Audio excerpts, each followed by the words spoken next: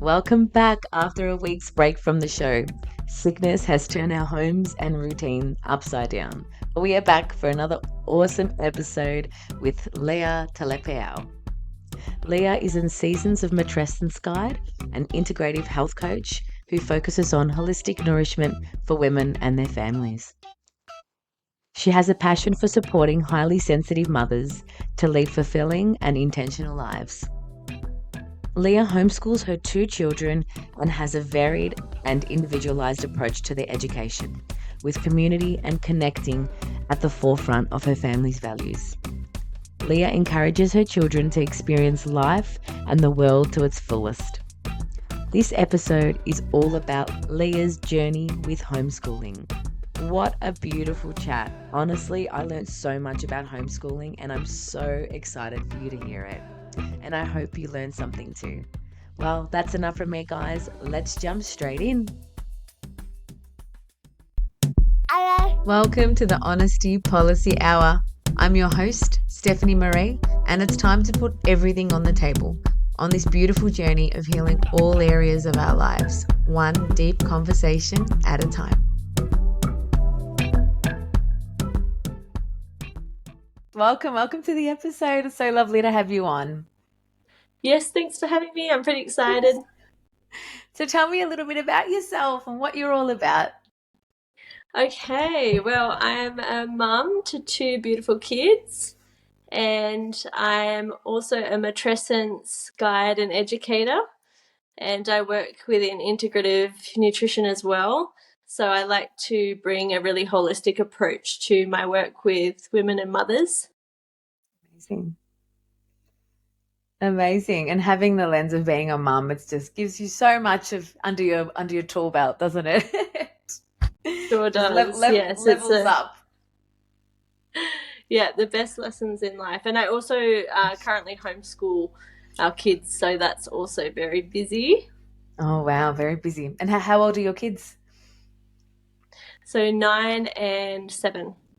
Beautiful. Oh my goodness, homeschooling. It's definitely something that's we're thinking about for our little one. And I'm not at that age yet, so it's still early for us, but it's definitely something, especially with the way the world is churning at the moment, it's something that's Yeah. definitely what we're thinking about. How did it come about for you guys? I guess it's something that I considered when, even before having children, I'd sort of started looking at things and systems and how our society was structured and operating.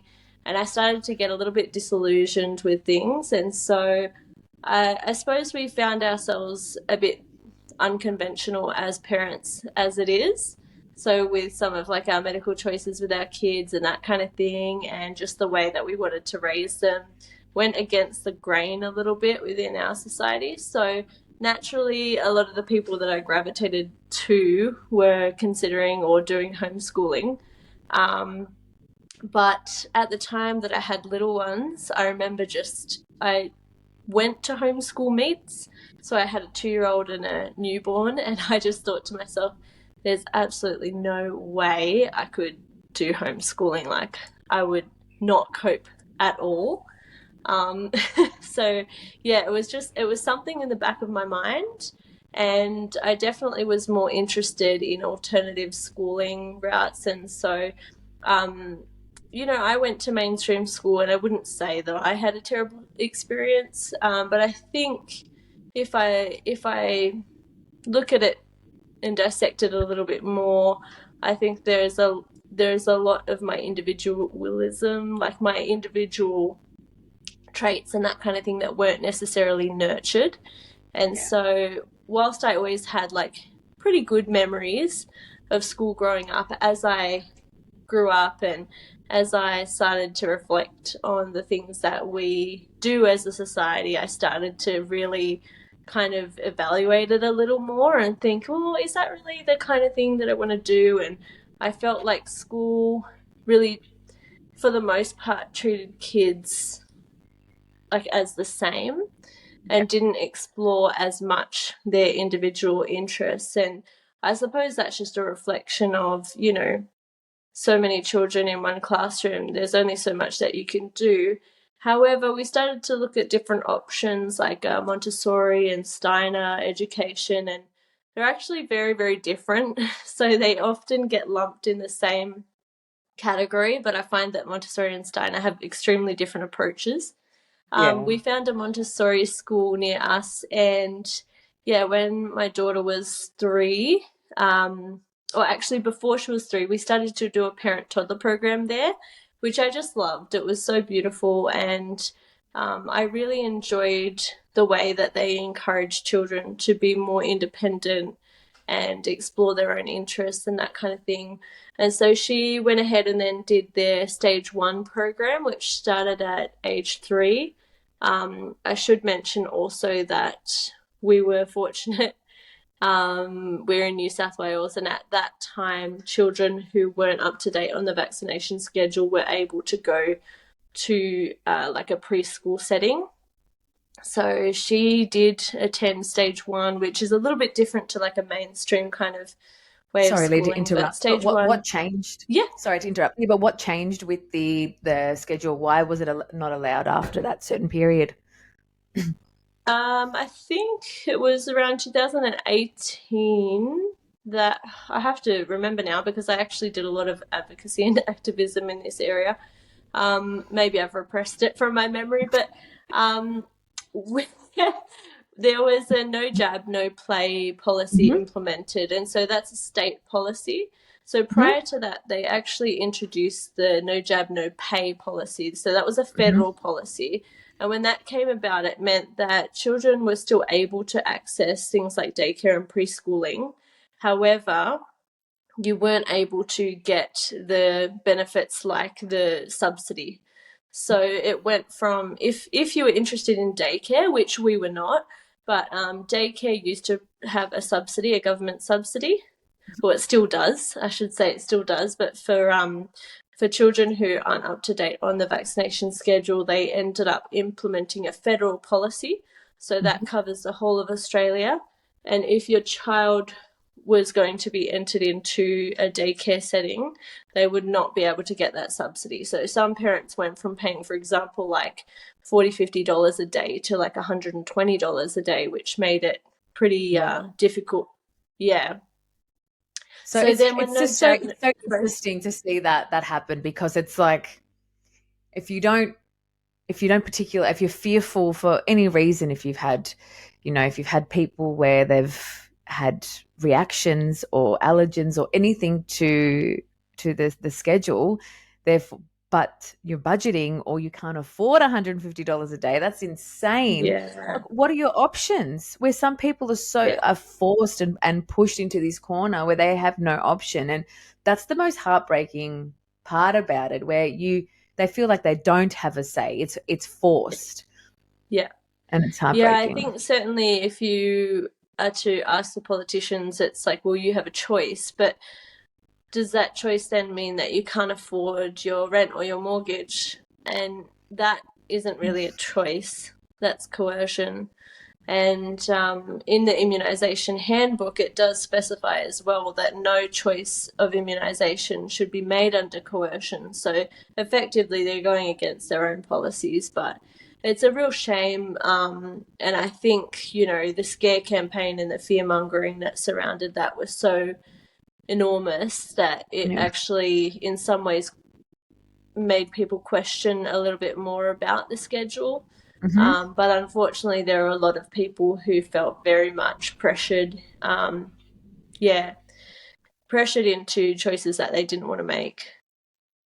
Of course.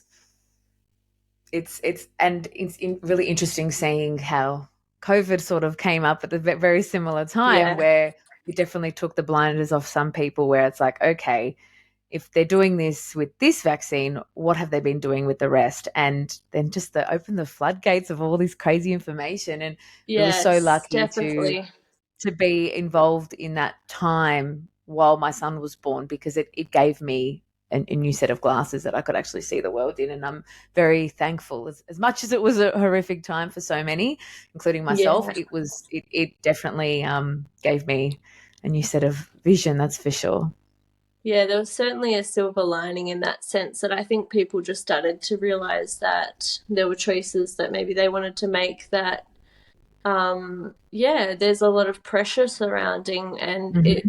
it's just it shouldn't be that way if we're talking about people making informed choices about their health and their children's health and their families. So yeah, it's definitely been an eye opener for a lot of people, but I suppose it's something that we were fairly unsurprised about in some ways when all of that came Yeah. about. Yeah. Yeah, definitely. It's just another thing to add to the list, isn't it? Another thing we have to Yeah, worry about, another thing we have to put our back up. And it's, yeah, it's exhausting. And this is why it's so, yeah, it's having a tribe and having like-minded families and friends is so crucial, because it just makes your journey less like you're battling all the time. It just makes it, you yeah, just feel a sense of ease. And definitely. as a parent, we go through enough worries and stresses in a day. This is something Yes. that we don't have to want to think about sometimes. But sorry, continue your story about your daughter. So after you decided not to take her to daycare. Yeah, so daycare wasn't really on my radar. Mhm. I had never wanted to send her to daycare, and it was interesting that it came up a lot with various people that I would meet. Just like, oh, questions like, oh, when is she going to daycare? And I was sort of like, well, she's not going to daycare. For me, there was no need. I mean, I was actually due to go back after maternity leave, and I just felt that it was too soon. I think she was about 11 months old, and I was going to take on a timeshare role, and yeah, it just wasn't going to work. And for Mhm. me, looking at her at that age, like I definitely wasn't interested in being away from her for extended periods. I felt that it was unnecessary. So, yeah, I chose the stay at home mum route. And I think Mhm. that because my own mum was also a stay at home mum, for me that was very normal and it was something that I valued. So when she was three and a bit, she ended up going to, yeah, preschooling, I suppose, like a stage one, which is 3 to 6 years old. And Montessori works in that sense. So the stages are like 3 to 6, and the kids are mixed ages. And then it goes on stage two, 6 to 9, and so on and so forth. So she went through stage one, and we also, interestingly, our youngest, who's now 7, he scraped in where he wanted to go because his sister was going. And at the time, obviously, they had brought in the no jab, no play, which meant it didn't matter how much you paid, your kid was not allowed in a Mhm. preschool or daycare setting in New South Mhm. Wales and most of the other states as well. So we were actually really lucky because he was already involved in their early program, which was I would go with him for a couple of hours and we would just do like a play based program. And we were really fortunate that they were really lovely and on board, and so they had done an early enrollment for him, and he ended up going to the stage one program as well. Only for a short time. So he was about 3 and a bit when he started going, but it was a really different feeling with him. I noticed that my kids are very different in personality, and parts of it he really enjoyed. But I also just felt in my heart that it wasn't the right setting for my kids. As much as I loved the methods used in Montessori, I honestly just didn't feel like the school itself was giving them what they needed. Yeah. And I It's really really, interesting. You have to really, when you're looking at this sort of time, for them, it's using your intuition, the mother's intuition, using yeah, like how they come home, how, like, if they're tired, if they're fatigued. It's very interesting. You may, like you said, you may, like, everything, it ticks all the boxes and what your morals and beliefs are, but if there's just something that's not sticking, because we're going through that at the yeah, moment, we're looking at not a daycare, but just more like just somewhere where he can, go and socialize and learn a few other things as well. Very unstructured style, that we're looking at. But I'm in the mix of doing that at the moment, and it's very interesting because there's so many, the teachers and the styles, and obviously the type of child that it is as well. So, Yeah. and my son Atlas, he's incredibly social and he loves music and he loves dancing. So it's all about those things for me and making sure that, yeah, he feels the love and the safety that he would at home. So there's a lot to consider. Yeah, there is definitely. And I think it really, particularly when you have more than one child as well, it's quite stark the difference sometimes in terms of their needs and their interests. And so that kind of really started to make sense to me. And I think as well, actually, my mum and my sister are both in early education. So my sister's a director of a preschool. My mum's has worked in preschooling for so long, and they really value imaginative play and nurturing and compassion Mhm. towards children. And it was just, I mean, where they were at that time, I didn't feel that those particular values were being met for us. And so, as it happened, my husband and I had discussed, I think it was the end of 2000 and must have been 2019. We were preparing to pack up and move to Queensland. We thought that that's what we were going to do. So we actually unenrolled them. And a lot of people spoke to me about this and said, you know, don't unenroll him because of the nature of the no jab, no play policy. He would Mhm. no longer be allowed to go to any preschool or daycare in the state of New South Wales. What about your daughter? Um, What would be the difference? Because she was in primary at this she school was at this school stage, aged. Yeah, she and there was was no school aged at the data time. policy didn't apply The to policy school. only applies to early education, yeah, Okay. because access to education is considered a human right. So Yes.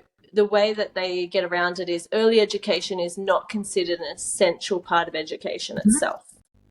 So But yeah, it's funny how she was already school people aged. still push you to do preschool and daycare when it's not considered a Well, necessity. I think they only don't consider it really because it suited them, to be Yeah, honest. of But yeah, course. I don't think it's an essential part of education either.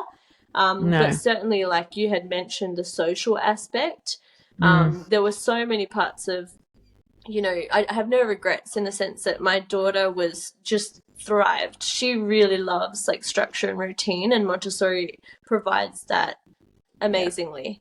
And so she really enjoyed it. My son, on the other hand, he is very attached to me, and it was just difficult. And we also had a lot of health issues. So he had some medical trauma when he was born, and I just felt like he spent so much time away from preschool that I was paying for that, like, what's the point anyway? He was only 3.5 at the time, and I just thought he's really young. Like, it's not, he doesn't need it. And so we ended up pulling them out and we made some plans that we were going to move. And then the world collapsed. Yeah, so that's what happened. And so we decided to explore the path of homeschooling at that point. And you were in Um, Queensland at this stage? You had moved no, already? so we No. hadn't moved at all. So we had pulled them out. So we had to give a term's notice in terms of fees for the schooling. Ah, okay. So Gotcha. yeah, that's why we had unenrolled them and pulled them out. And I think a lot of people were like, "You're crazy. What are you doing? Like, you won't be able to go to preschool." You were really lucky. Like, I was very fortunate that he was actually able to kind of fly under the radar and get in anyway. And it was like, why are you giving up this opportunity? But I just thought, no, I just can't do it. And also, the Yes. cost was really high and it was putting a lot of pressure on us financially. And yeah, that's what it came down to, too. We were just like, it's not for us at the moment. So pulled them out, started to homeschool, but unfortunately, that was really, really hard for our daughter. So she was 6 at the time and she really This loved her was school during COVID friends. now? Yeah, so this was 2020, I think it was, when we Like, started. Yeah, so we would have started homeschooling 2020, and then so it would everything have been online fell anyway, apart. even if you didn't homeschool? That's right. So Yeah. I felt really glad, especially when I considered that the people who are paying for private schooling, which she was doing before, they were not able to send their kids to school paying and then having just online school. And I thought, gosh, I couldn't imagine paying for that experience. So we No. were able to just really have a gentle introduction to homeschooling. But I will say it was really tough because what she, at 6 years old, felt was happening was that we had taken her out of school and she no longer had any contact with any of her friends, Oh, barely any darling. family, not able to physically go to playgrounds when they were taped off, which was just absurd. And even at that point, my 3-year-old was saying, "Why can't we go to the playground?" And I would say, sorry, buddy, it's just some people are sick. They're just trying, I thought that I would shield them from it, but you just couldn't. It just took over every conversation in the world, basically. And he was saying to me, like, I'm not sick, I'm not sick. And I was like, oh my Oh, gosh, I darling. know. It was It's so awful. So, awful. unfortunately, homeschooling um, had a really negative spin for our 6-year-old because I think at 6 she was not able to understand what was happening. And I tried to explain to her that all her friends actually were also at home, but I don't think she believed me at that point. She just thought, "You've pulled me out of school. I'm so bored. I hate being stuck at home with my mum and my baby brother who gets into everything I'm trying to do." So yeah, it was a very, very interesting time and certainly hard to navigate, but it was also just a really beautiful time to, I think at that point I was kind of ready to spend more time with both the kids together, and I'd suffered some health issues that I was resolving, so I felt a little bit more on top of things. Mhm. And were But you still yeah, it doing was a the rough. homeschooling meets? Were you meeting up with other Well, people in no, your we community? couldn't meet. We couldn't meet, so there was nothing that we could attend. Um, and like initially when we started, I think we were out and about doing stuff, and then the lockdown happened pretty soon after. So yeah, the whole experience was very hard to navigate, and Can definitely imagine. for her, she was really upset by it. So we homeschooled for a year and a bit, and then it got to the point where she was just really upset and desperate to be in that social setting again and have friends. And I think it's not a reflection at all on homeschooling. It's a reflection on the lockdowns. And so she was, yeah, really didn't enjoy the experience much as a result of not being able to socialize, which, as you probably know, within homeschooling communities, there tends to be a lot of socialization, a lot of fun activities and group meetups and stuff. But yeah, it just coincided with the worst possible time. Poor So little mate. yeah, by the time we Horrific. got yeah, it was. We got partway through 2021. Just trying to get my dates right. Yeah, partway through 2021, and at that point she was just really upset, saying that she wanted to go to school, and I was adamant that I was not sending a child of mine to a mainstream school, and I just had really rigid ideas. I was really fixed on the idea that mainstream school and the system was really negative and it wasn't something that I wanted my children involved in. But it just got to the point as well, and I think with my daughter, I know that she's she's very, very aware of what she needs. And I started to have to listen to her needs more than my own fixed ideas, if that makes sense. Mm-hmm. And I realized that there was a lot of resentment building from her towards myself because the way she saw it was that I was effectively keeping her from schooling. And so my husband and I went through the process of looking at local schools.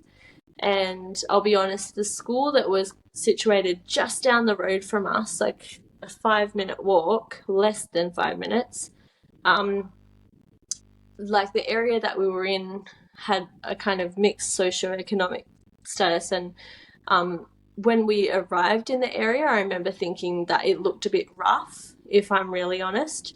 I thought the school looked pretty rough, and I thought, like as a parent, I don't want my kid to be exposed to things that they don't necessarily need to be. And so, yeah, just being really honest, I was like, I don't want to send her there. It didn't have a great reputation, the school itself. And then eventually we ended up going down to the school because that was in our local catchment area, and the other school up the road basically said to us, no, you're not in the catchment. We went there, and as soon as we walked through the gates, my husband and I just experienced this sense of peace. They had a huge organic garden. The principal was absolutely lovely. We're still in contact with her today, actually. And yeah, her teacher was, I don't know if you've seen the movie Matilda, but like a real life Miss Honey. Oh, I love that. That's Yeah, beautiful. it How was funny, so isn't it, to nice. see like the polar opposites of what we think versus what we actually really experience. Like, Yeah, and the fact that not only you understood that this is how you believe, like what you believe, and these are your morals, and these are what you want for your children. However, my child is this way. She's more social. She needs interaction. She requires more than what I can currently give her. But the fact that you actually recognize that, I think, is so beautiful. And you really need to analyze each kid so separately to what they actually yeah, need. You know, like every time I speak to mums about homeschooling, it's always down to what the child requires. And I think, especially during COVID, like I know so many of my girlfriends that had their kids in schools, mainstream schools, that were, in front of a computer for the whole time doing Zoom yeah, and still yeah, paying private schooling bills, which was absurd. mm, So and they suffered sometimes even more than some of the homeschooling kids. yeah, So I it's agree. really, it takes a massive beating. So, but the fact that you're able to pivot and go into different directions for your girl is really beautiful to see. So well done. Thank you. Yeah, I think it was like obviously such a big journey and lots of lessons to be learnt, but it was really refreshing to also understand that the Yeah. differences, and that she was at an age then where she was able to make some decisions for herself that she needed to make. Mhm. So yeah, we had a really positive experience with the school. And I think that's a bit controversial to say as a homeschooling parent. I think sometimes we have that real pendulum swing where a lot of people detest anything to do with mainstream schooling, and I totally get it. The horror stories that I've heard and that kind of thing. But I think when you perceive things with a level of fear, that you can really cloud your own judgment, but also it comes down to like, what are your intentions for homeschooling? Are you homeschooling because that's what you feel that your children and your family will thrive on? Or are you homeschooling out of like a fear? Is it a fear based decision? And I think it's hard because sometimes it can be, and it can be a bit of both. But I think too, like looking at homeschooling overall, a lot of the time parents who have had really negative schooling experiences are projecting that experience onto their own children. And look, that's hard too. I get it. I'm a highly Mm. sensitive person, and schooling, although it was mostly positive, was also very difficult at times for me. So I think you Yeah, I definitely just experienced the have to same. consider. Yeah, It's very hard to, like you were saying before, fitting into boxes. I was very creative as a kid growing up, hated maths and science. I was not about it. yeah. And I was judged upon that. And that was how smart I was. And Mm-hmm. it made me feel that I wasn't, regardless of what box I was put in. I was just not a smart kid, because I wasn't. Assessed on what I was good at. And I think that's the bit that really, I really dislike about the sister school system as well, where they don't really, it's just a blanket box of you just ticking everyone on the same stuff. So, and I can see it already. My son's only, he'll be 2 in January, and I can already see his creative flair. He just like can't sit still for more than 2 seconds. Although they're boys as well, they just want to play too. Yeah, But yeah, the creative and the music, and it's so beautiful to see at such a young age. And I'm wanting to nurture that for as long as much as I can. And that's a big reason why I fear of the system. So fast forward, we're actually a bit nomadic at the moment. So we're in the country right now, New South Amazing. Wales. Yeah, Hmm. pretty remote area. So it's been quite chilly here, actually. There you go. Oh, beautiful. So what was the plan? So did your daughter end up going to this school? Yes. So she went to Yes. school, loved it, Amazing. absolutely loved it, thrived, Amazing. had gorgeous little friends. And then, what do you know? Lockdown happened again. So she Fun. was back at home, Oh, and darling. I have to hand it to the school. They approached it amazingly. Her principal was incredible, and she was just focused on the well-being of the children. So I've heard a lot of the schools were really putting pressure on parents to school their children and go through the homework and that kind of stuff with them at home. Yeah. Basically, her school was just like, whatever you can manage is totally fine. The priority is their well-being. Mm. So we just took it upon ourselves to basically go to the beach every day and had a royal time. At the time, my husband also wasn't working, so we just had the best time ever. Amazing. Um, yeah, which was lovely. And I can't even remember now. Okay, so she did go back to school, and when school went back, masks were introduced for the teachers. Now that's where I started to feel like, okay, I'm really uncomfortable with this. And this is really difficult because I know how much she enjoys school. I know how beneficial it is for her, but I also don't agree with this and I don't really want her exposed to this. And Why was so that? If you don't mind me asking. with the masks, Yeah.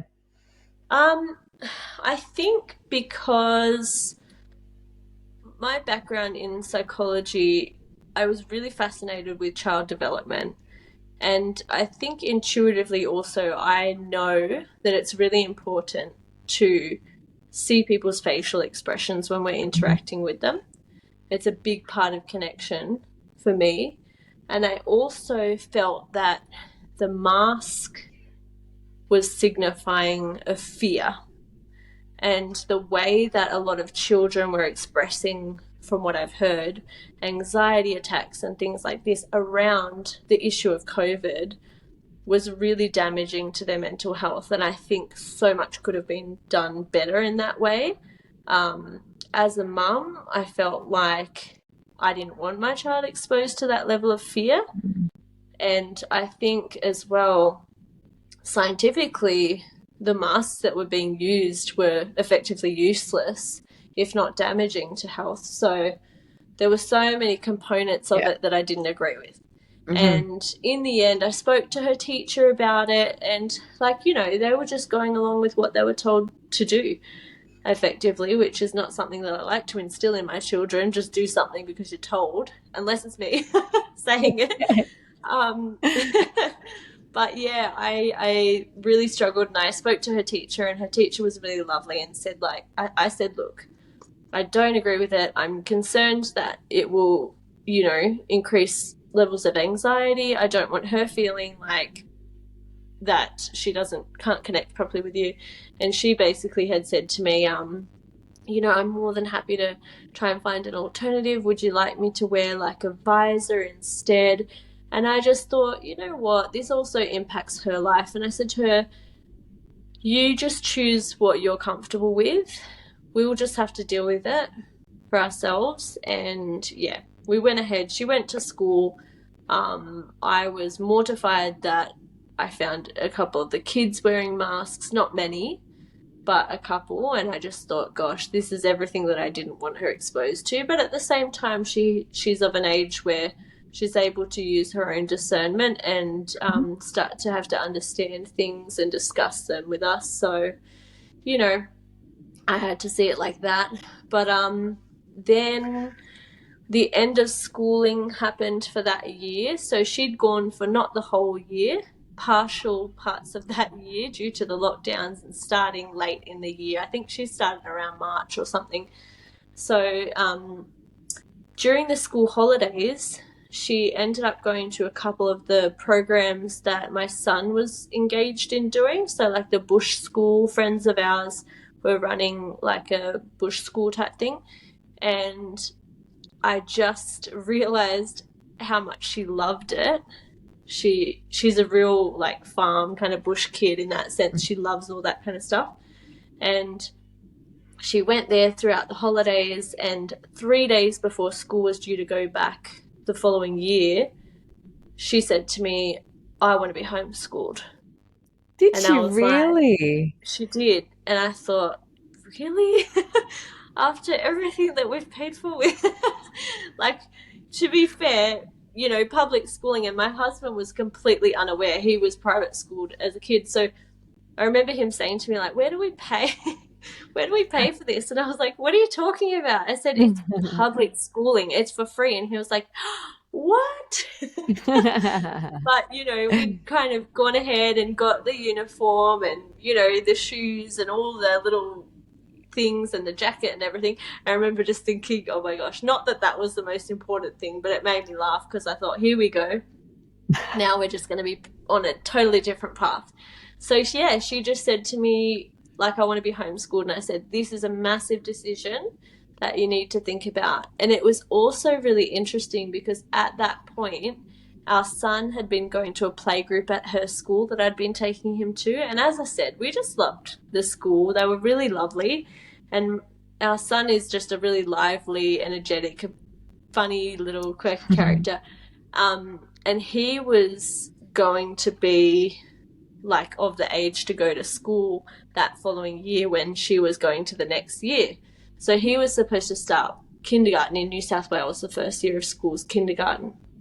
So it was really kind of, I was a bit uneasy about it because we had spoken with them about him starting school and he was really excited. He really wanted to go to school with his sister and he was super excited. And I just felt like a little bit uneasy about him going to school, more so his personality and his needs. But I thought, you know what? As a friend had told me when we were entering into school, nothing is permanent. Yeah, it's And so I true. just You kind of can kept that change in when the you back have of to. my mind.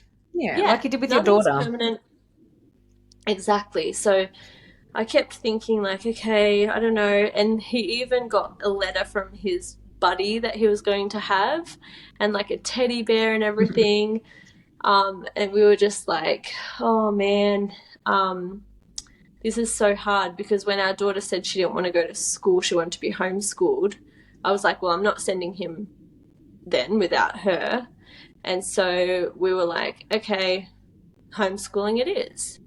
And this time I took a more concerted approach to homeschooling, and it was really cool because for the first time we had access in homeschooling with her to other groups and things and going places and doing like joint activities like rock climbing and nature Was this on play. a weekly basis? Yeah, like, so some of the things were just meetups, like groups Mm-hmm. that are local homeschool groups that we would attend. But I Mm-hmm. honestly felt like we were spoilt for choice. There were Wow. so many things, and I had to consider financially what we were able to send them to. So at one point, they were going to like a bush school and 1 day a week. So that was the only drop off kind of activity that they were doing. For the Mm-hmm. most part, it was me with them. And that's obviously quite expensive too when you consider the difference between sending a kid to a public school, which is free, and then having to consider, like, if you do want to have a break and give them the opportunity to, you know, separate from you a little bit and go to a drop-off activity, the expense is there. So in saying that, we did What are we lots saying a of day for each child? I think probably looking at around, if there was two of them, so like sibling discount, probably around like $65 a day each, Okay. So which would is you do pretty that once? reasonable. Would you do that once a week? Yeah, they were at one Yeah. point they were doing it once a week. Yeah.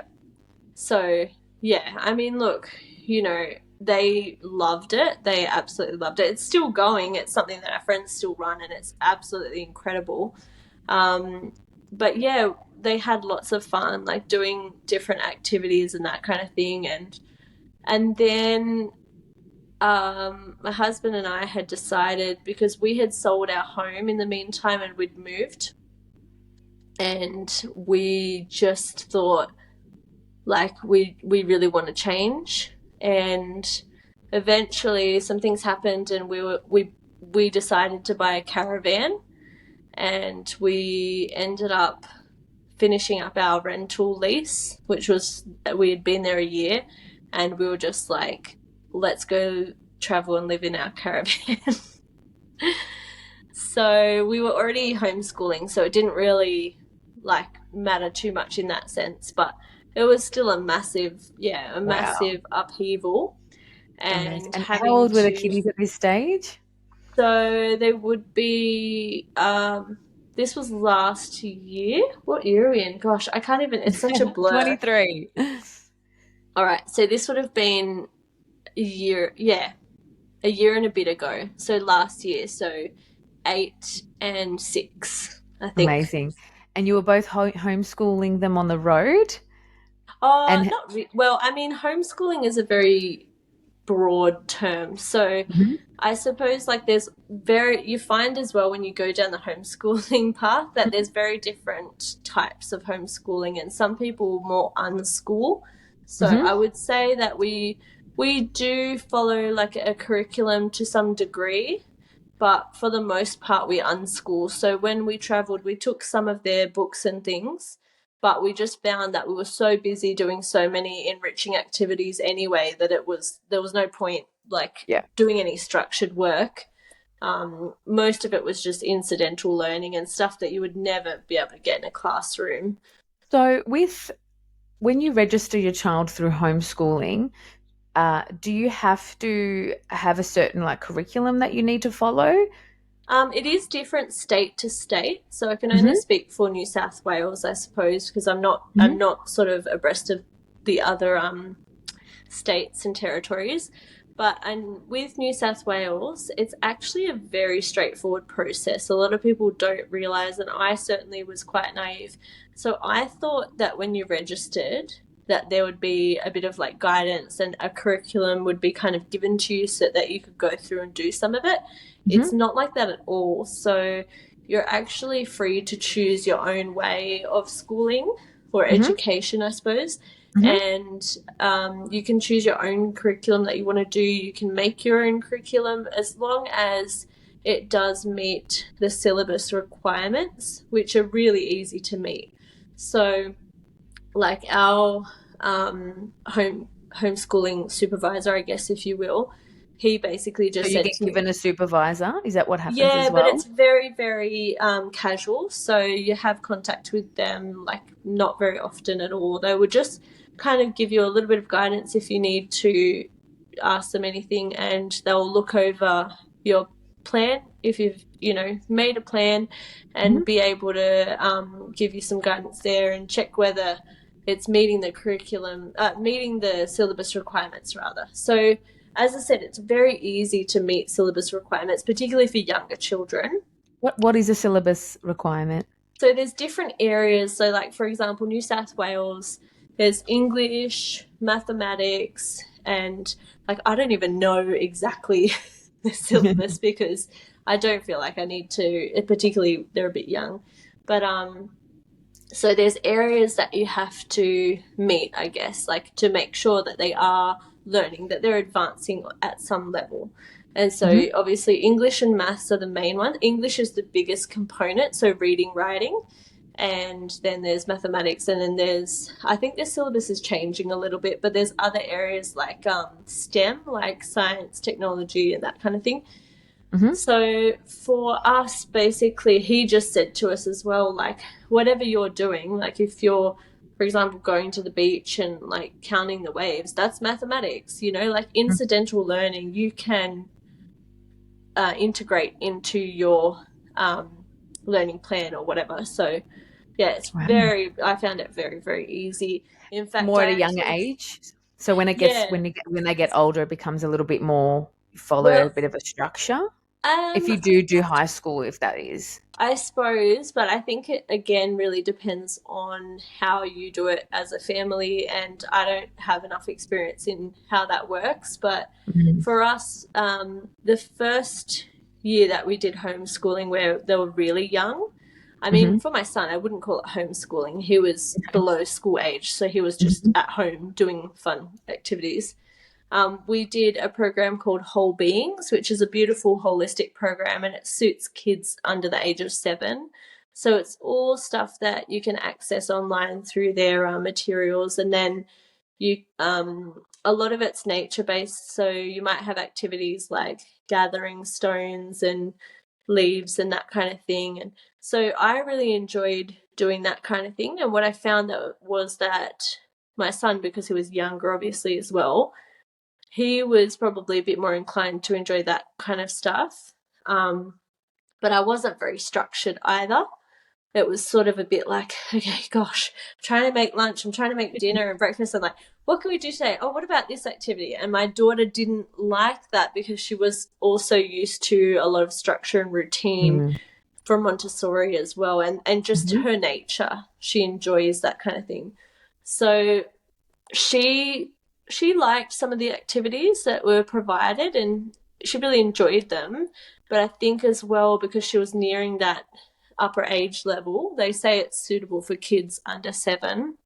I found by the time she started homeschooling again, it was no longer, yeah, going to be suitable for her. So we ended up, I just had a quick look online, and it can be really overwhelming. I think in some ways, one of the hardest parts of homeschooling is just how broad and open it is. Like you can choose whatever you want to do, which kind of That's is hard. really, yeah, that's even harder, I think, Yeah. sometimes. Like you sometimes having like, oh, tell me like give me some ballpark of what to do. But then that comes Yeah. down to like really speaking down to the other homeschooling communities. Like there's so many forums and stuff now, just having a Yeah. quick look. There's so many and Yeah. activities that you can actually do that actually suits you, or something that you feel comfortable, and something that your kids actually might enjoy, and something that your kids actually feel like it enhances whatever they're already good at, or something that they really enjoy doing. But in regards to like at the end of the year, do they have to complete any quizzes, exams, or like I know they're still young, but do they have any structural thing that they have to do at all until a certain age? Nothing. No, no. So you'll have a Okay. check in. So your registration for homeschooling, typically they'll give you a shorter registration when you first register, which would be like a 1 year. Hmm. And then you can gain like a 3 year registration. So it's a long period of registration. I never realized how broad it is. I thought you had some form of structure that you could follow. Because Yeah. like what's like how do they know that you're schooling your kids if it's so like open to do whatever you want as a parent? Yeah. So you do have, it's escaped me what they call it, obviously, but like at the end of your homeschooling registration period, like you have you'll check in with the AP, they call it, the appointed person from NESA, which is the homeschooling body, and they usually will go through and like you. Okay, I'm doing a really poor job of this because I'm one of those homeschooling parents who's more an unschooler, and I'm not like Okay. bogged down on all that stuff. But we typically will provide an overview, like a summary of what we've done, and they'll look over that. So I Okay. do find it's really broad. And one of the things that I find funny is that people like myself who have been through mainstream schooling where everything's been very like clear what's expected of us, and we've been like just fed information, we struggle with this. It's like, what do I do? Someone tell me what to do. And they're like, Yeah. do what interests you. And I'm like, I don't know. It's too hard. And did your daughter find like current? It's like she's being homeschooled as we, like at the moment. Yes. Yeah. Yep. And is she finding like is she enjoying it more now? So these days. I will say at the moment it's been really challenging because we did a stint of travel where we kind of did like a half lap around Australia for a few months. And following that, we've been still quite nomadic and we've been going around to different places. And so we don't have a lot of stability. And Hmm. that's really impacted on the social aspect for her, I've still been able to do like the lesson component, and we use simply homeschool curriculum now, which I just love. I just thought to myself at one point when I knew we had to look for a different curriculum, I thought, you know what? I'm looking, it's overwhelming. I've got choice paralysis. There's just so much out there. Let me just be guided to pick something that's right for us, the first thing that I come across. And it was the first thing that I really came across that piqued my interest. And I just thought, I'm not going to look at the others. I'm just going to look at this. If it feels right, we'll continue. And it did. And so Simply Homeschool, they've got an amazing structure and setup. So online you can pick different cores for your child or children, so you can do joint learning together, or you might do some stuff that suits younger ones and some stuff that suits older ones as well, and a bit of both, if that makes sense. So for her as well, they also do some online classes, and I was very much initially like a parent who didn't want like the screen time type stuff with my kids. I wanted more hands-on education. But what I found too, like within the actual classroom, mainstream classrooms, that was one of the things I was concerned about. They do have access to technology, but it's not the whole part of their schooling.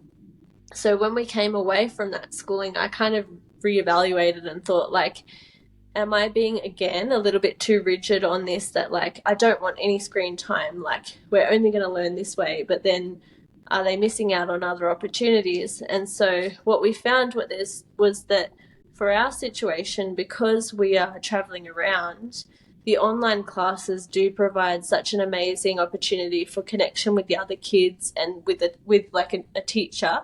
So we've had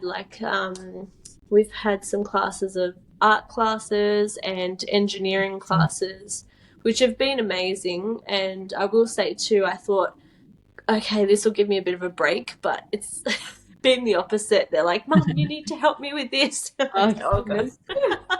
Goodness. But it's been enjoyable. That's amazing. That's amazing. Take me through what a day at your home looks like. Oh, it is so varied. It's really hard to say. Where we're at right now, we're on a farm. So in the morning we wake up and get up early, feed the dogs and the chickens and the alpacas and fill up the cows' water. This is just very new to us, by the way. We're not farmers. So we're caretaking a farm, but it's amazing. It's really, really exciting. Collect the eggs from the chooks, have breakfast, and then sometimes we'll do, because we've not been here very long, I haven't been focusing much on structured lessons because I can see that the kids are really engaged in a lot of the stuff around the farm. But I might do a little bit of lessons with my son on one of the lessons is creative phonics. So they just have some really fun lessons about sounding. So he's learning to read. Now, mind you, he's 7, and I think one of the issues that we find is that in our society, there's, like you said before, it's just the way that they treat everyone is the same. So you feel like you should be at this level. And I've just been very relaxed with him in terms of his reading and writing. And I found like my daughter from a very young age was very, very interested in letters, and she started to read pretty early. But she was also then at Montessori where that was nurtured as well, and they expected them to do writing and that kind of thing around 5 years old. And with him, he just wasn't necessarily ready for that. And I think once he started to show an interest, I tried to really jump on that and expand it. And so he's learning to read, probably at a slower pace than what we're used to. At the moment, I'm quite comfortable with that, but I can see that it makes some people uncomfortable. Of course. Yeah. Of course. And when it comes to children not achieving something at the age that I don't even know who, let's just say the school system applies, or even when it comes to babies, walking, talking, eating, whatever it is, if they're not walking by 12 months, if they're not eating by 6 months, if they're not doing anything. It's what is wrong with them. There is Yeah. something wrong, and I hate that so much. I feel that that is so much pressure on the mother and so much pressure on the child, and it's so unnecessary. And I just remember my brother telling me one thing. It's just like, especially with walking, it's like there's not going to be a day like your kid's 12 years old sitting there going, "Mum, come pick me up." Like, it's just Yeah, not going to exactly. happen. They're eventually going to walk. And it's so true, but we get so fixated on this, especially with the social media world. I was speaking Yeah. about this on a previous podcast, but it is a lot of pressure. But the fact that you are taking your son's cues, and also like even where you're describing your daughter and your son, I feel that that's just a lot of boys and a lot of girls. Girls love Yeah. the social, girls love structure, girls love reading, girls love more those things where boys just want to run amok. They just want to Yeah. play. And it's so obvious to me as I see it, even with me and my brother. I see that so much, even like, he was walking later, I was walking at 9 months. Like, it's just, Yeah. we're very different. And it's the fact that you're nurturing him and what he's about is beautiful without that pressure. Like, he will eventually read, and this is the end Yeah. goal. It's going to happen. But because he's 2 years behind your daughter doesn't mean that he's failed in any way. It just means he's just not ready yet. But you're taking this unstructured approach, which should be about that. It should be about eliminating that pressure to make sure you do this at this age. Otherwise, you've failed. It's Yeah, it's it's it's hard. horrific. It is. And I think it's so damaging. And like you said, generally speaking, I think girls and boys, their development can be quite different. And Big even my time. mum, she had said to me when I had him, just be prepared that he's going to be quite different to her in terms of development, because usually you find that boys develop a little bit slower in terms of their language skills and that kind of thing. And absolutely, the difference could not have been more obvious. But Mm. again, like you said, and I mean, this is very general speaking, there's obviously exceptions to the rule, but for him, like, I notice that being outside, he's so engaged. Being moving while he's learning is critical for him.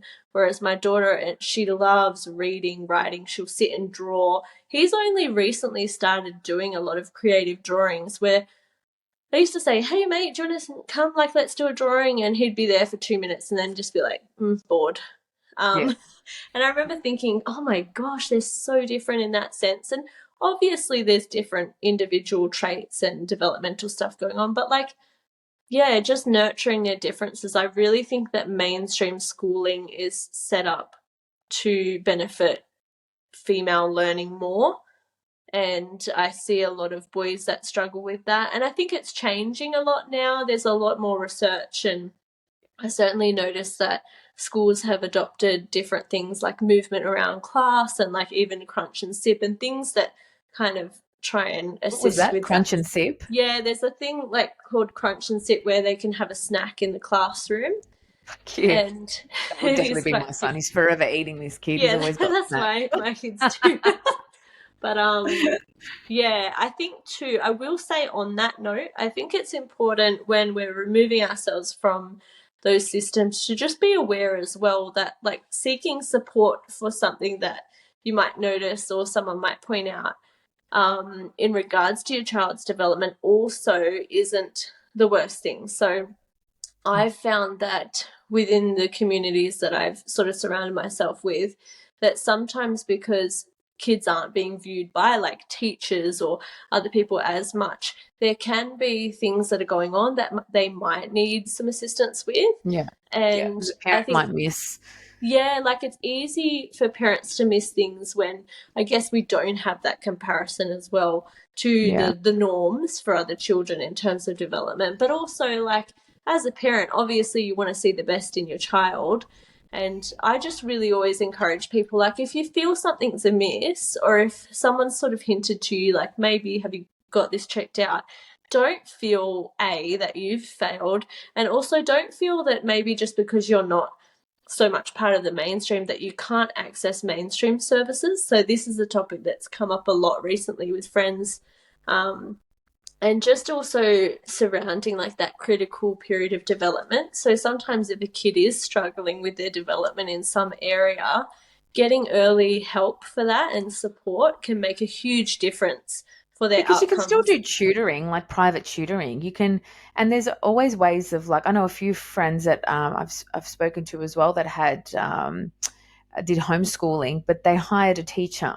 So they hired a Yes. teacher, Yeah. and they had within three families, and they all split the cost of a teacher, and they rotated their homes.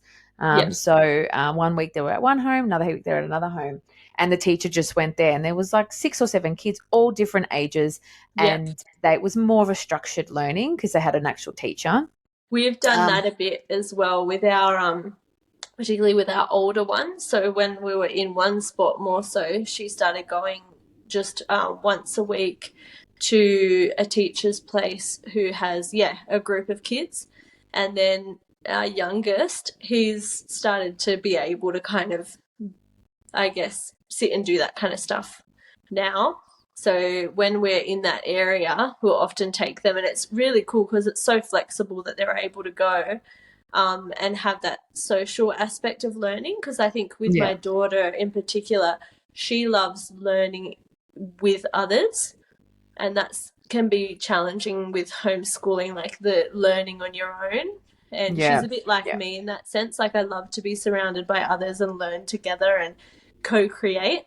Um, so yeah, that's an amazing option. And just going back to like the preschooling age, when we did pull him out and we no longer had access to preschool, um, friends of mine and myself, we set up a kind of little co-op thing where with our little ones, and I mean it was hard work because you kind of you have to create it all, and like we weren't teachers by any means, but we just set up a nice little co-op thing once a week where we would have a few hours where the kids would go, and then to assist ourselves as mums, we would then have allocated like a couple of mums would care for the kids, and the other mums could have a break and go do something that they need to do, yeah. like, That's important. maybe go do your groceries on your own. Because when I think when you consider how our modern society is, it isn't very well set up for homeschooling in the sense of like the lack of community. And particularly for mums, I find that the overwhelming majority of homeschooling parents are mums, and oftentimes they're mums who have been with their kids since the moment they were born and had very little opportunity to explore their own identity outside of motherhood. That it can become really taxing to physically be with your kids 24/7. Yeah, And most definitely. sometimes there's a lot of shame that's thrown around in saying that statement. But if you consider traditional societies and cultures, you would not find one person being responsible for a child all of the time. So there would be shared care and that kind of village mentality of raising children. And Mhm. I think when it comes to homeschooling, it's something that you've definitely got to have community. You've definitely got to link in, and I think sometimes it can be hard to like reach out and meet new people. As a parent, Well, it we can be don't daunting. live close to people all the time. Like Yeah, some of our friends are 45 minutes away drive. Like it's not close if you're taking like a lot of travel time into yeah, consideration. So it's yeah, there's a lot where village days and tribe mentality where you get out of your home and there's everybody there. there's yeah, there's that travel, but now we know it's demographic and where you live, what you can afford, and there's just so much to consider. You live where your family is, or where you prefer with weather, or a lot of mm, friends have moved up to the sunny coast because yes, more like-minded friends, more better weather, yeah. and all that sort of stuff. So there's just so much to consider when it comes to that. But I love the fact that you have tried it all. You've tried it all to see We've what had a actually buffet. I works. like to say we've had the full buffet of experience. Yes. But that's beautiful because like you've done the travel. Okay, it works for him, but it didn't really work for her. Okay, we've done the school, works for her, doesn't really work for him. Do the homeschool, yeah, maybe not for it. Like you're trying it all. And I Yeah, love that because how do you know if you don't try? And like you said, Yeah, that's it. your kids aren't you. They're just completely different individuals, they're completely Yes. different personalities. And you have to try and find out what works. And I love the fact that you went against your beliefs and put her in the school. I think that's a really important lesson to learn for everybody that is very stuck, not stuck in their ways, but very adamant that they don't want their kids to go to the school because they're fear of the way things are turning and all this sort of Yeah. stuff, which I'm definitely one of them. But it's, even you saying that gave me a little bit of perspective of, okay, not all schools are bad.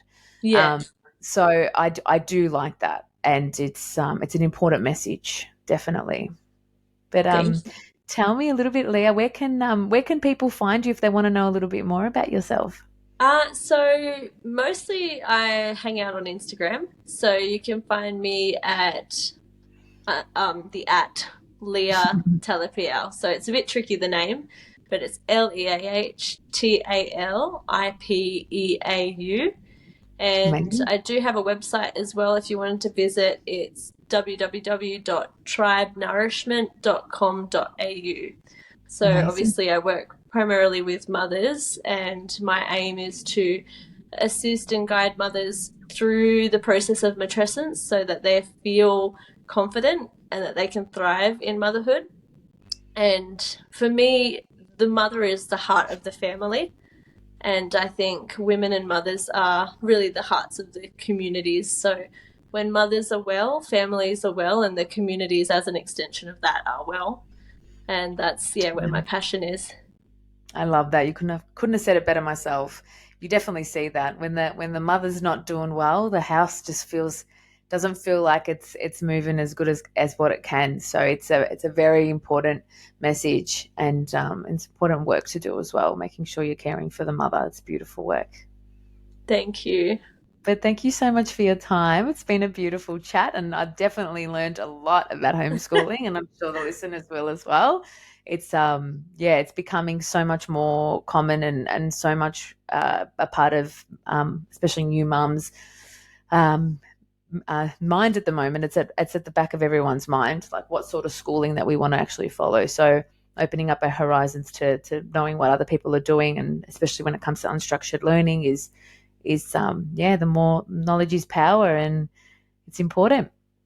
Yeah, I agree. It's been a nice chat. Obviously, we've just spoken predominantly about homeschooling. That's okay. Just, Just go where the flow goes. There's no yeah. structured. But it is. It's an important topic, and I think it is definitely something that a lot of people are thinking about. But I just encourage people to, have fun with it, explore, and don't fix yourself into that rigidity of thinking I have to do something this certain way or the other way. Just Mhm. see what works best for yourself and for your family and children. Yeah. And if families want to start looking at the homeschooling path, where would you direct them, Um, well, I guess it depending on your depends state too? also where Yeah. you are located. Hmm. So I think there's a lot of like Facebook groups. I don't actually use like a personal Facebook account. However, I do now have just an account that I use to access like the homeschooling kind of groups and that kind of thing. And I think there's a lot of value in that. You can get so much information there. So yeah, certainly seek out just in your local community as well. There's usually going to be a homeschooling community, and again, a lot of those groups are located on Facebook. Some people don't use social media, so have a chat with people around, like see where you might be able to connect. I think particularly the fact that we can connect in person if you're able to is really valuable. So see where you can maybe go to meetups and chat with other parents and see what it's like to homeschool, and yeah, just be aware that obviously it's so broad. So you can choose really different ways within homeschooling of how to educate your kids. Yeah, most definitely. I never knew how many ways of doing it and how unstructured it was. It was very surprising to hear. So I love that. I love it. It's not good for my structured brain because I like structured, but I do get it. I do get it. I think if I were to do it, I would probably go down the hiring the teacher path, but who knows? I'm Yeah. still You a can do while a bit away of from that. both too. We've done a bit of both, and it just Exactly. Yeah. Exactly. I think the thought of being home and teaching kids scares the shit out of me. Yeah, and I think too, when people consider like homeschooling that you're your child's teacher, it's not really like that as well. Like, I have to consider I'm their mother. So the way that they interact with me is going to be vastly different to how they interact with a person within a school or even in a, homeschooling co-op setting. And so I think it's really important to remember that so much learning occurs incidentally. So, we might bake something together. And when you break it down, you consider like measuring, that's mathematics. Spending time together and that kind of thing is really invaluable. And they're learning about social connection. They're learning turn taking if there's two of them, God forbid, and we have to cook all together. But there's so much to be learnt that you have to extricate yourself from the idea that you're going to replicate school at home, because you're not going to have a classroom at home. Well, I mean, you can try, but it's just not the same. I love that. I think that made it completely different in my head. I think the perspective was, decorating a room to make it look like a school, and I mean, just you that's nice too. Yeah, that it is. But I think you just saying that it relieves so much pressure. I don't know. Yeah, pressure, and just also just what I actually thought what it was really. Yeah. Because the idea sounds great, but it is there's a lot there. But just quickly as well, when you see your kids interacting with other kids, you don't feel like they're lacking in any areas, do you? No, I actually find quite the opposite. And in general, I find that homeschooled kids, and I will say too, obviously we've discussed the fact that my daughter has been in a couple of different school settings. That's correct, yeah. But my son, what I notice about homeschool kids is they're not afraid to engage with people of all ages. Yeah. Now, that's not obviously every homeschooled kid, but I find that my kids are just as comfortable typically having a conversation with someone who's 65 as they are with someone who's 5. They don't differentiate, particularly kids who haven't been in that setting of the age, the classes of ages are really restricted. 5 and 6 years old are only together and they play together in the playground and that kind of thing. I find, generally speaking, that homeschooled kids branch out and they will play with kids of different ages. Obviously, developmentally, we inherently do activities that are more developmentally appropriate and that kind of thing. And sometimes they seek out kids of their own age.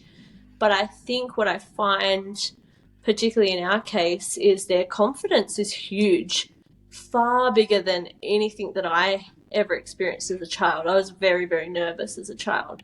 So seeing how confident they are just to also enter into different situations is mind-blowing. So we have, for example, the kids were signed up to do what do you call it? Swimming carnival. So homeschool swimming carnival, right? Oh. And so, yeah, and I mean, it's not kids that they know, basically. Most of the kids they don't know.